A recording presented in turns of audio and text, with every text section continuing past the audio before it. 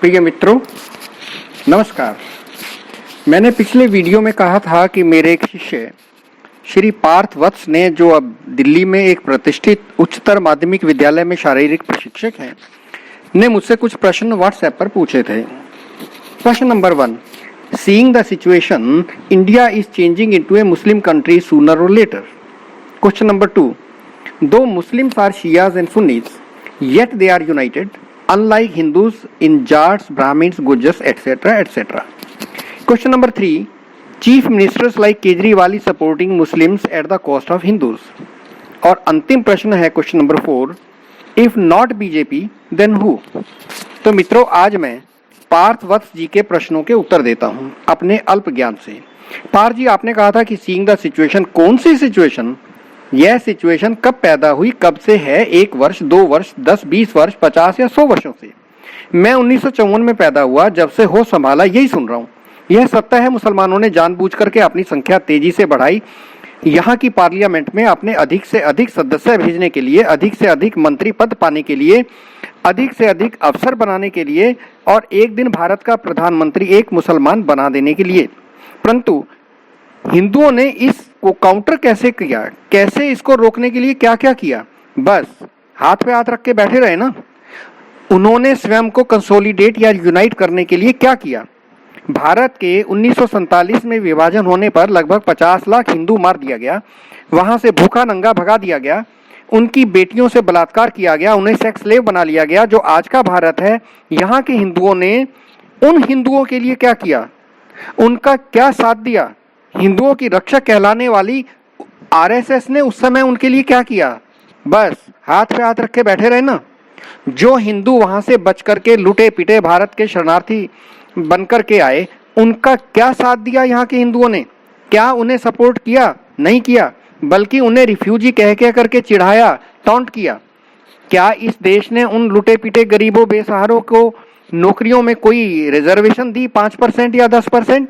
कोई कोटा दिया उनको, जैसे अनुसूचित जाति जनजाति को? बिल्कुल नहीं दिया।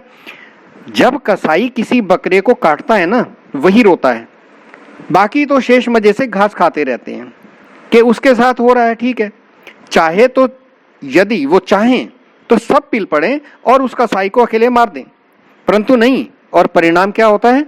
कसाई एक एक को एक एक करके काटता रहता है। बस यही हाल रहा है हिंदुओं का। भारत का विभाजन हो, ईस्ट बंगाल जो अब बांग्लादेश है उसका उदाहरण हो, केरल का मोपला नरसंहार हो 25 सितंबर 1925 का, हिंदुओं को जो मारने का था, या 1980 से 1990 का खालिस्तान का समय हो, प्रकरण हो, या 1990 में कश्मीरी पंडितों को घाटी से मार मार करके उनको भगाने का हो।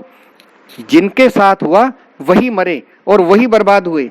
शेष हिंदुओं ने कुछ नहीं किया, ना तो उनकी सहायता की, ना उनको सहयोग किया। मैं पिछले वीडियोस में कह चुका हूं, जब तक हिंदू यूनाइट नहीं होगा, उनकी एक सेंट्रल अथॉरिटी नहीं होगी, तो हिंदू बटा रहेगा, चाहे कास्ट पर हो, चाहे रिजर्वेशन पे हो, कभी नॉर्थ साउथ इंडियन के सवाल पर हो, कभी मराठा मानुष या बिहारी के सवाल पर हो। हिंदू सदा कमजोर रहेगा, नुकसान में रहेगा। मुसलमानों की भारत में अपनी सेंट्रल अथॉरिटी है, मक्का मदीना है, वे उसका लाभ क्यों नहीं उठाएंगे? हिंदुओं की लॉयल्टी उस देश तथा उस राजा के साथ होती है जिसका वे नमक खा लेते हैं, परंतु मुसलमानों की लॉयल्टी अपने दीन, अपने मजहब से बंधी होती है। उसका लक्ष्य पूरे विश्व को एक इस्लामी उम्मा बनाना है, इस्लामी प्लानेट बना देना है। क्या मैं कोई नई बात कर रहा हूं जो कि आप नहीं जानते? राजा श्री रामचंद्र जी का राज्य आज के भारत, पाकिस्तान, बांग्लादेश, श्रीलंका, नेपाल, भूटान, इंडोनेशिया, मलेशिया, जावा, सुमात्रा, कंबोडिया, वियतनाम आदि तक था। यानी उनके जो वंशज थे वो हिंदू थे, जो उसके मालिक थे। परंतु आज उन हिंदुओं का कौन सा देश है, कौन सा प्रांत है? कोई नहीं ना। क्या भारत का विभाजन सिर्फ मुस्लिम लीग का काम था? क्या स्वयं हिंदुओं ने अपने ही हिंदुओं के साथ में गद्दारी नहीं की थी लालच में आकर के? यह सब होता रहा। हम हिंदुओं ने क्या किया उसको बचाने के लिए? बाबा जी का ठुल्लू। अब आज की परिस्थितियों को समझें। बीजेपी वाले हिंदुओं को मूर्ख बना रहे हैं, यह कह करके कि भारत को हिंदू राष्ट्र बनाएंगे, और इस सपने को दिखा दिखा करके उनसे वो ले रहे हैं वोट। परंतु कब बनाएंगे वो हिंदू राष्ट्र? 2 बार हिंदुओं ने एक्सक्लूसिव उनकी सरकार बना दी, 330 सांसद भेज दिए लोकसभा में। पिछले 7 सालों में क्या वो खेत में गुइयां खोद रहे हैं?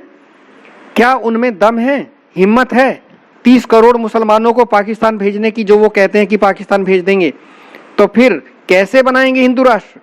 इस बात पर दंगे करवाएंगे और स्वयं पतली गली से भाग जाएंगे। क्या बीजेपी वालों में स्वयं सड़क पर उतरने की हिम्मत है? क्या दंगे होने पर वे हिंदुओं को बचा पाएंगे? तो फिर हिंदू राष्ट्र कैसे बनाएंगे? पार्थ जी, ये तो आप भी सोचो और कुछ समझ में आए तो मुझे भी बता देना। पार्थ जी, आपका दूसरा प्रश्न है कि मुसलमान शिया सुन्नी होते हुए भी भारत में यूनाइटेड हैं, परंतु हिंदू कास्ट में बटे हुए हैं। बिल्कुल सही कहा आपने, यही तो मैं पहले भी कह रहा हूं कि मुसलमानों की एक सेंट्रल अथॉरिटी है जो उन्हें हुक्म देती है और सभी मुसलमान उसे मानते हैं। हिंदुओं की कोई सेंट्रल अथॉरिटी या माई बाप नहीं है। वे तो अपना स्वामी खोजते रहते हैं, किसी ताकतवर को उसकी गोद में बैठने के लिए। पार्थ, केरल के एलेप्पी यानी अल्पुजा में हर साल बोट रेस होती है, लंबी लंबी नावों की। दोनों ओर बराबर बराबर नाविक चप्पू लेकर के बैठे रहते हैं और सबसे पीछे एक ड्रमर एक ढोल के ऊपर थाप देता रहता है, डुम टक डुम टक। सभी नाविक इस ढोल की थाप पर रिदम में चप्पू चलाते हैं और चप्पू एक साथ जब नाव को खींचते हैं, वो नदी में एक साथ पड़ते हैं और खींचते हैं तो बहुत तेज गति मिलती है नाव को। बस यही सेंट्रल अथॉरिटी का काम है। वह किसी धर्म के अनुयायियों को एक रिदम देती है, उसको गति देती है। हिंदुओं का कोई ड्रमर नहीं है, कोई वली वारिस नहीं है। भारत एक मुस्लिम देश बनेगा या नहीं, ये आपने पूछा है। मुस्लिम देश भारत बन जाएगा, बनेगा या नहीं बनेगा, यह किस पर डिपेंड करता है? स्वयं हिंदुओं पर निर्भर करेगा। यदि मुकाबले को वो तैयार हैं तो कभी नहीं बनेगा मुस्लिम देश। यदि डरते रहेंगे, कमजोर रहेंगे, आपस में बंटते रहेंगे, तो ये बन करके ही रहेगा। आपका अगला प्रश्न है कि केजरीवाल मुसलमानों का पक्ष लेते हैं। अरे भाई, आप पॉलिटिशियंस की बात कर रहे हैं। केजरीवाल जी एक बहुत श्रूड पॉलिटिशियन है। वो जानते हैं मुस्लिम का वोट एन ब्लॉक पड़ता है, एक ही जगह पर पड़ता है, एक ही मुट्ठी में होता है। पार्थ जी, पॉलिटिशियंस के बारे में सुन लीजिए। प्रत्येक पॉलिटिशियन, चाहे वो किसी भी देश का हो, किसी भी जगह का हो, प्रत्येक पॉलिटिशियन एक मुजरा करने वाली नचनिया होती है। जो पैसा यानी वोट फेंकता है वह उसके सामने ही कमरियां मटकाती रहती है। फिर आप बात किसकी कर रहे हो? आप किसकी बात कर रहे हो जिसने अन्ना हजारे को पिता समान माना और फिर उसे धोखा दे दिया?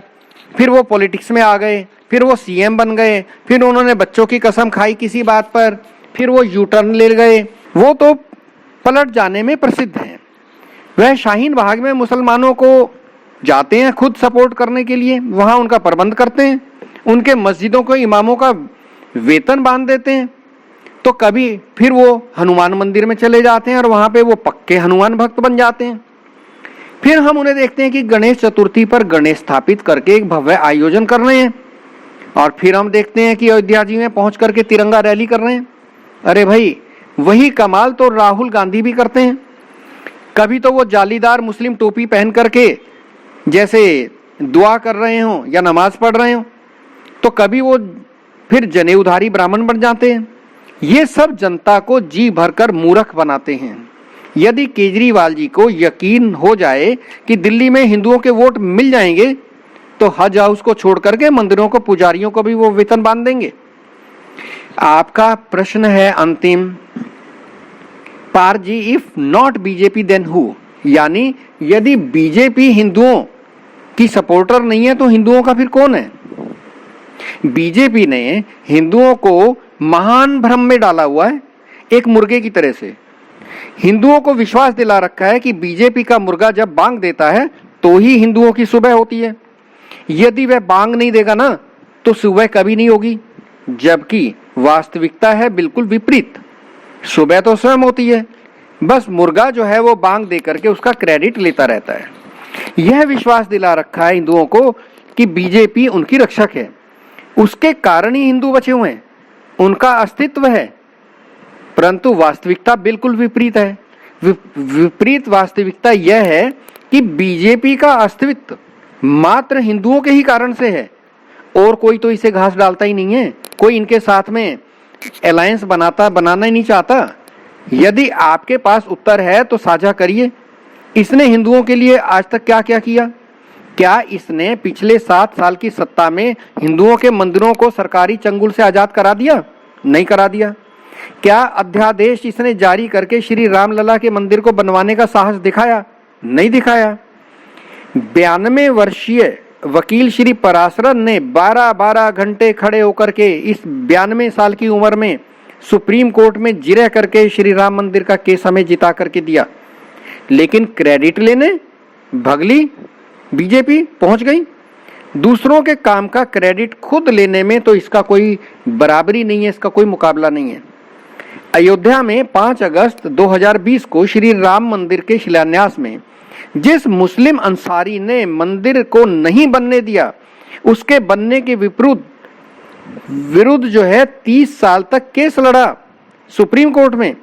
मंदिर नहीं बनने दिया, उसे तो बुलाया गया शिलान्यास में, परंतु ना तो पराशरन जी को बुलाया गया और ना ही रथ यात्रा निकाल करके जेल जाने वाले लाल कृष्ण आडवाणी को वहां पर बुलाया गया, जिनके ऊपर बाबरी मस्जिद गिराने का भी एक आपराधिक केस पिछले 25-28 साल से चल रहा था।